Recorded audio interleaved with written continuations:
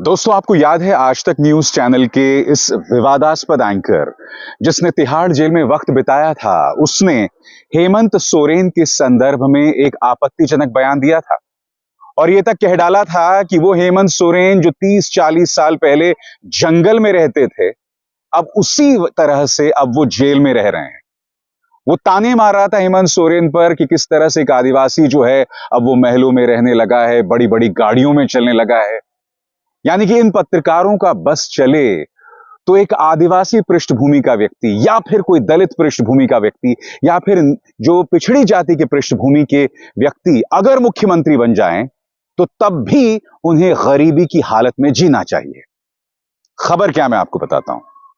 दोस्तों, social media site x या Twitter पर ट्राइबल आर्मी के इस दावे के मुताबिक अब आज तक के इस पत्रकार के खिलाफ देश के कई हिस्सों में केसेस दर्ज किए जा रहे हैं, एफआईआर्स की जा रही हैं, क्योंकि इसने हेमंत सोरेन के जरिए आदिवासियों के बारे में आपत्तिजनक बयान दिया था। और अब इस मामले में राहुल गांधी और प्रियंका गांधी वाड्रा दोनों कूद पड़े हैं, दोनों ने इस पर बयान दिया है। इससे पहले कि मैं आपको बतलाऊं कि राहुल और प्रियंका ने क्या कहा है, आइए एक बार फिर मैं आपको याद दिलाता हूं कि वो वाहियात विवादास्पद बयान क्या था जो इसने दिया था। भाजपा की सेवा में ये भूल गया कि इस तरह का बयान देकर कहीं ना कहीं ये आदिवासी समुदाय के बारे में आपत्तिजनक बयान दे रहा है। सुनिए इसने क्या कहा। अब चलते हैं चित्रा के पास। चित्रा, अब आप हमें बताइए कि हेमंत सोरेन बाहर आए या नहीं आए और अब आज की रात उनकी कहां बीतेगी। उन्हें तो बहुत शानदार लाइफस्टाइल की आदत है, वो प्राइवेट प्लेन्स में चलते हैं, बड़ी बड़ी गाड़ियों में चलते हैं। आज उनके लिए एक तरीके से वैसा ही होगा जैसे वो 20, 30, 40 साल पहले वापस अपने किसी आदिवासी के तौर पर किसी जंगल में चले जाएं। आज की रात काफी मुश्किल होने वाली है। यह सवाल मैंने उस वक्त भी पूछा था, आज फिर दोहरा रहा हूं। क्या इस तरह का बयान ये भारतीय जनता पार्टी के किसी मुख्यमंत्री के बारे में कह सकता है? सबसे बड़ी बात, अगर हेमंत सोरेन गाड़ियों में घूम रहे हैं, अगर हेमंत सोरेन बड़े बंगले में रह रहे हैं, तो क्या सिर्फ उन्हें ऐसा इसलिए नहीं करना चाहिए क्योंकि 30-40 साल पहले वो जंगल में रहा करते थे? इनकी सोच देखिए, इनकी घटिया सोच देखिए दोस्तों। बहरहाल, जैसे कि मैंने बताया कि राहुल और प्रियंका गांधी वाड्रा ने इस पर बयान दिया है। सबसे पहले प्रियंका गांधी वाड्रा ने बाकायदा उस वीडियो का हवाला देते हुए सोशल मीडिया एक्स पर यह बयान दिया है, जो मैं आपको पढ़ के सुनाना चाहता हूं। लंबा चौड़ा बयान है, इसके एक एक शब्द पर आप गौर कीजिएगा। एक चैनल के एंकर ने झारखंड के पूर्व मुख्यमंत्री श्री हेमंत सोरेन जी का उनकी आदिवासी पहचान के आधार पर जिस तरह अपमान किया, वो अत्यंत शर्मनाक और निंदनीय है। भारत की राष्ट्रपति, कई पूर्व मुख्यमंत्री, जज, किसान, अनगिनत अधिकारी, फौजी, नेता, मंत्री, कारोबारी और हमारे अनगिनत मेहनती और ईमानदार भाई बहन आदिवासी समाज से हैं। इस समाज की संस्कृति वो जीवन संस्कृति है जिसके उसूलों को आज पूरा विश्व अपना रहा है।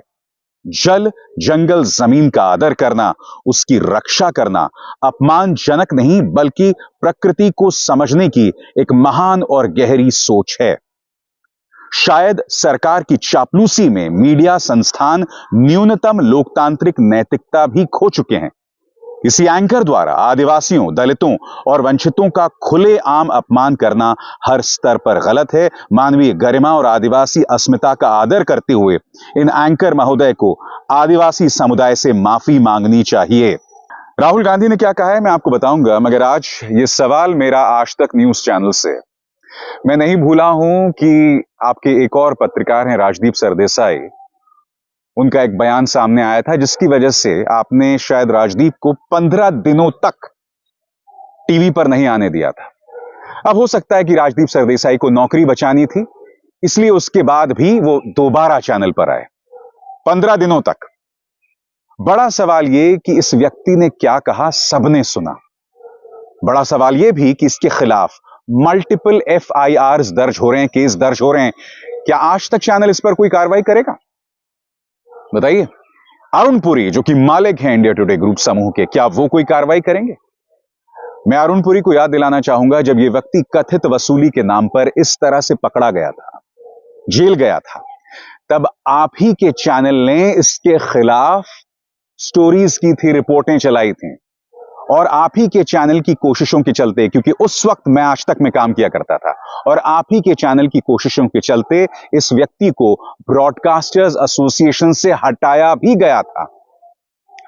अब विडंबना देखिए, इसे थूक कर चाटना ही कहा जा सकता है कि कई सालों बाद जिसके खिलाफ आपने अपने चैनल में रिपोर्ट चलाई थी, कई सालों बाद आपको इसी एंकर को अपने प्राइम टाइम का जो सबसे इंपॉर्टेंट स्लॉट है, सबसे अहम जगह है, वो देनी पड़ रही है। वो कहावत तो यहां चरितार्थ हो रही है ना, जो अभी भी मैंने बताई थी आपके सामने। कौन सी कहावत? थूक के क्या? दोस्तों, जैसे मैंने बताया कि राहुल गांधी ने भी इस पर अपना बयान दिया है, लंबा चौड़ा बयान है, गौर कीजिएगा। राहुल गांधी कहते हैं, आज भारत में साजिश के तहत आदिवासियों के अधिकारों को कमजोर किया जा रहा है। मोदी की शह पर उनका मीडिया मित्र खुलेआम आदिवासियों का अपमान करता है और कॉरपोरेट मित्र उनके संसाधनों को लूटता है।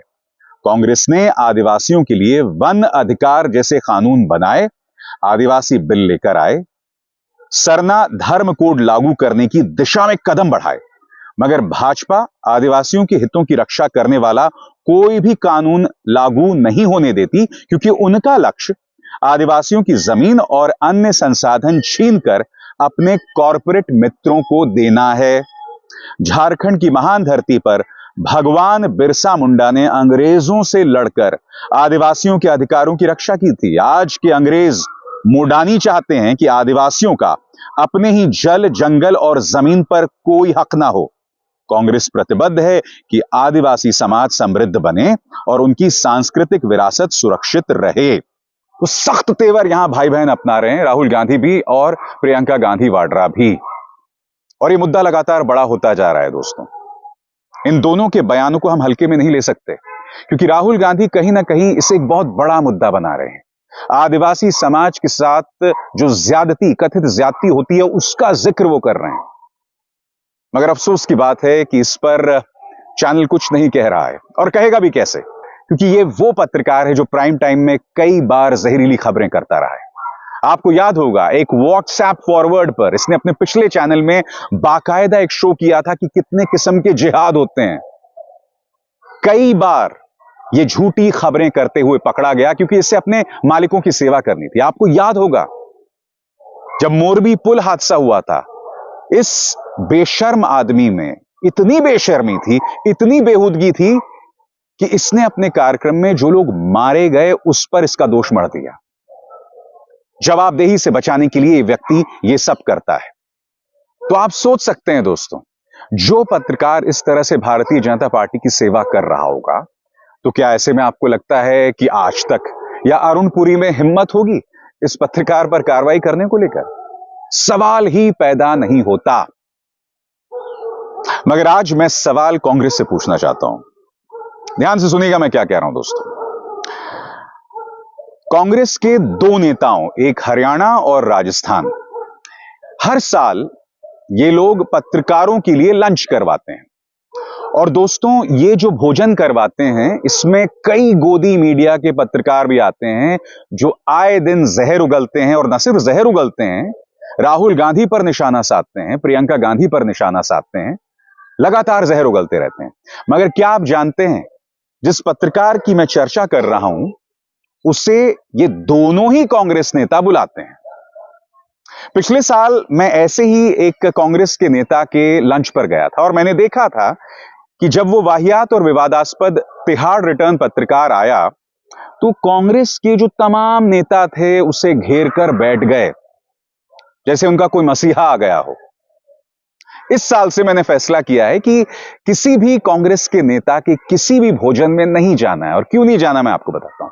मुझे इस बात की परवाह नहीं है कि वो एंकर राहुल गांधी के बारे में क्या कहता है, कांग्रेस के बारे में किस तरह का दुष्प्रचार चलाता है, उससे कांग्रेस निपटे।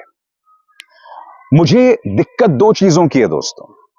पहली बात, आप एक ऐसे व्यक्ति को अपने घर बुलाते हैं जो समाज में अपने कार्यक्रमों के जरिए दुष्प्रचार फैला रहा है। दूसरी बात, आप एक ऐसे व्यक्ति को अपने घर बुलाते हैं जो लगातार एक पॉलिटिकल पार्टी के एजेंट के तौर पर काम करता है और पत्रकारिता को बदनाम करता है। और सबसे बड़ी बात, ये वो पत्रकार हैं जो मेरे जैसे पत्रकारों के खिलाफ दुष्प्रचार चलाते हैं, मेरे जैसे पत्रकारों के खिलाफ भीड़ खड़ी करते हैं। तो मैं ऐसे जमावड़े में क्यों जाना चाहूंगा जहां ऐसे बेहुदा शख्सियत हों, और ऐसे बेहुदा लोगों को आखिर कांग्रेस तवज्जो क्यों देती है? तो यह बात पूरी तरह से समझ के परे कि एक तरफ तो राहुल और प्रियंका उस पत्रकार के कार्यक्रम पर टिप्पणी कर रहे हैं, जो अच्छी बात है क्योंकि वाजिब मुद्दे उठाए गए हैं, मगर दूसरी तरफ उनके पार्टी के जो दूसरे नेता हैं उन्हें लंच पर बुलाते हैं, उन्हें घेर कर बैठ जाते हैं। तो ये दोहरे मापदंड साफ तौर पर दिखाई देते हैं। ये मानसिक दिवालियापन कांग्रेस के नेताओं में दिखाई देता है। कांग्रेस की दिक्कत ही यही है दोस्तों, क्योंकि देखिए, जब आप किसी से लड़ते हैं ना, तो आपको सिद्धांतों पर कायम रहना पड़ता है, और पूरी पॉलिटिकल पार्टी में आपको ऐसे नेता नहीं मिलेंगे।